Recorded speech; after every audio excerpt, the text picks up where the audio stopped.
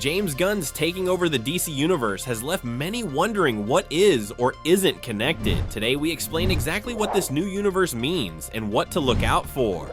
In 2022, Batman starring Robert Pattinson was released. This was also the year that James Gunn and Peter Safran were made co-chairman CEOs of DC Studios. They were promoted to craft a DC universe of films akin to the MCU. However, many movies like The Batman and Joker were already either released or at the end of production. Wanting to start completely fresh with their new universe, Gunn and Safran placed these films in an Elseworld category, meaning that they are not connected to the mainline DC universe that they are currently building. This allows movies like The Batman to exist in their world, allowing the storytellers to do whatever they want with their story without worrying about the larger world implications.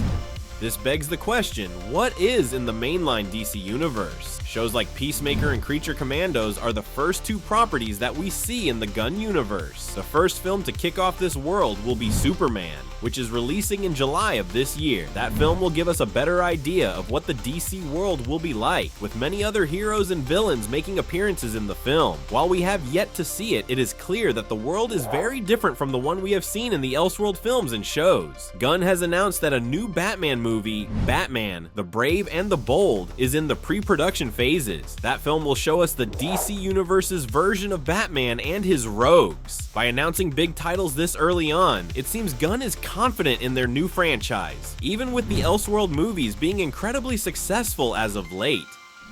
This idea of having a separate universe is not a new concept. In the early 2010s, Marvel tried a similar idea with the Marvel Knights tagline. This franchise included films like Punisher Warzone and Ghost Rider Spirit of Vengeance. These films were darker, more mature films than the mainline universe, and this separate tag was a way to let audiences know. Since then, they have abandoned that idea, allowing the more mature stories like Echo and Daredevil Born Again to exist in the MCU world. However, the conversation has been brought up about bringing this tag back to make darker and mature content.